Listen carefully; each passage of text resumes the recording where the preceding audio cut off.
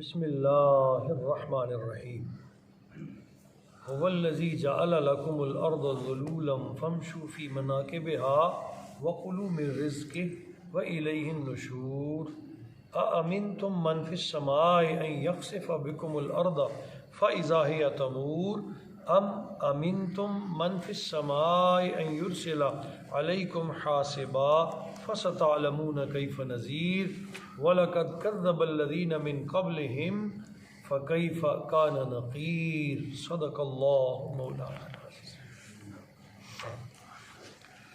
گزشتہ آیات طیبہ میں جو کل ہم نے پڑھی، ارشاد فرمایا گیا تم دل میں کوئی بات کہو یا ببانگ دہل بلند آواز سے کہو، انہ علیم بذات الصدور، بے شک اللہ سینوں کے راز جاننے والا ہے۔ الا یعلم من خلق، فرمایا کیا وہ نہیں جانتا جس نے تمہیں تخلیق کیا ہے، جس نے تمہیں پیدا کیا، کیا وہ تم سے آگاہ نہیں ہے؟ وَهُوَ اللطیف الخبیر، بے شک وہ بڑا باریک بین اور ہر چیز سے باخبر ہے، بہت باریکی سے دیکھنے والا، کہ کائنات جہاں تصور بھی نہ کر سکے اللہ اسے بھی جانتا ہے۔ اب پھر آگے اپنی شان بیان فرمائی، هو الذی، اللہ وہی ہے، جعل لکم الارض، جس نے بنا دیا تمہارے لیے زمین کو، ذلولا، نرم، فامشوا فی مناکبہا، اور کہا پس چلو اس کے راستوں پر جیسے چاہو۔ تمہارے لیے زمین کو مسخر کر دیا، نرم کر دیا، اس میں تمہیں راستے عطا کر دیے تاکہ تم اس میں خوب چل پھر سکو، وہ رب کی ذات ہے۔ وَكُلُوا مِن رِزْقِهِ، اور کہا کھاؤ اس کے دیے ہوئے رزق میں سے جو زمین کے ذریعے پیدا ہوتا ہے۔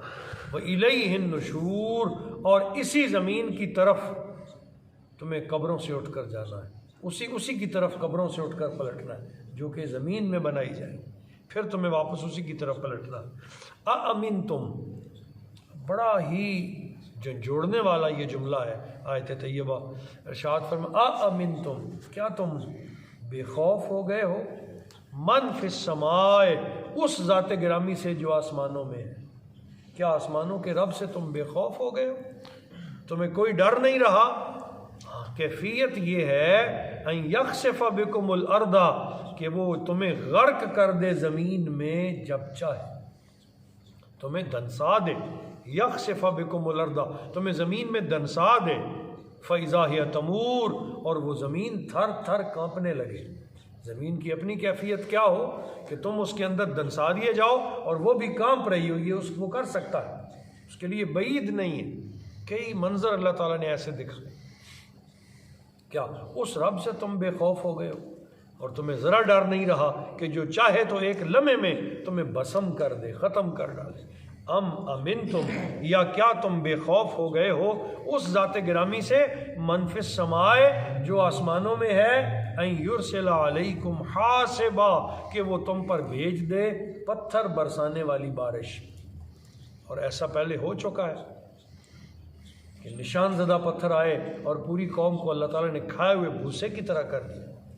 کیا تم اس خدا سے بے خوف ہو گئے ہو کہ وہ چاہے تو ان یرسل علیکم حاسبا، وہ تم پر پتھر برسانے والی ہوا بھیجے، فستعلمون کیف نذیر، تب تمہیں پتہ چلے کہ میرا ڈرانا کیسا تھا، میرا ڈراوا کیسا تھا۔ یہ ڈراوا ہی نہیں ہے، حقیقت میں بدل سکتا ہے، وہ رب جب چاہے جیسے چاہے فرما سکتا ہے، یہ اس کے اپنے طریقے ہیں۔ کتنی قومیں اس طرح برباد کی گئیں، کسی کے اوپر پہاڑ دے مارا گیا، کسی پر زمین کو الٹا کے واپس پٹک دیا گیا، کسی قوم پہ پتھر برسا دیے گئے، کسی پہ تیز ہوا بھیجی کہ اس ہوا نے ان کو بھسم کر کے رکھ دیا، کسی پر پانی کا عذاب آیا۔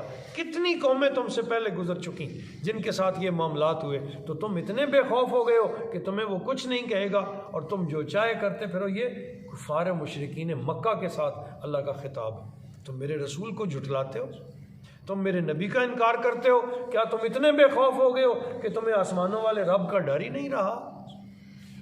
فرمایا فَسَتَعْلَمُونَ كَيْفَ نَذِيرٌ، تب تمہیں پتہ چلے کہ میرا ڈرانا کیسا تھا۔ وَلَقَدْ، کذب الذین من قبلہم، بے شک ان لوگوں نے جو تم سے پہلے گزر چکے تھے انہوں نے بھی اللہ کو جھٹلایا، فکیف کان نکیر، بس دیکھ لو کہ ان پر میرا عذاب کتنا سخت تھا۔ جو باقی نبیوں کو جھٹلاتے رہے کیا وہ بچ گئے؟ جنہوں نے نبی کی بات نہیں مانی کیا انہوں نے اللہ سے مقابلہ کر لیا؟ اگر اس سے پہلے کوئی نہیں کر سکا تو آج بھی تم میں سے کوئی اللہ کا مقابلہ نہیں کر پائے گا۔ فرمایا دیکھ لو فکیف کان نکیر کہ ان پر میرا عذاب کیسا تھا، کس کس طرح وہ قومیں عاد، ثمود، صالح کی قومیں کس طرح کر کے اللہ کے عذاب اور پکڑ اور گرفت سے دوچار ہوئیں اور وہ اپنا وجود باقی نہ رکھ سکے۔ حضرت نوح علیہ السلام کی قوم تگڑی قوم تھی، 1200 سال تک آپ نے ان کو ہدایت اور رہنمائی اور رشد کی باتیں بتائیں، نہیں مانے تو رب کریم نے طوفان بھیجا، کیسا کہ جس نے پہاڑ پہ چڑھنے والوں کو بھی غرق کر ڈالا، وہ بھی اپنا وجود باقی نہ رکھ سکے۔ قوم لوط ہے، قوم عاد ہے، قوم ثمود ہے، کتنی قومیں سینکڑوں کی تعداد میں اللہ کے نافرمان غرق کر دیے گئے۔ آج امت محمدی پر یہ اللہ کا خاص احسان اور کرم ہے، یہ فضل ہے کہ انہیں یکدم نہیں پکڑا جاتا، موقع دیا جاتا ہے، مہلت دی جاتی ہے، ایک ایک گناہ پہ گرفت نہیں ہوتی، اللہ پاک موقع دیتے ہیں، اور جب کوئی توبہ کرتا ہے تو حضور کی شفقت اور محبت کا صدقہ اور سرکار دو عالم صلی اللہ علیہ وسلم پر ایمان لانے کا صدقہ اللہ بے شمار گناہوں کی معافی عطا فرما دیتے ہیں۔ پروردگار عالم ہم سب کو اپنے اپنے حبیب صلی اللہ علیہ وسلم کی سچی محبت عطا فرمائے۔ وما علینا الا البلاغ۔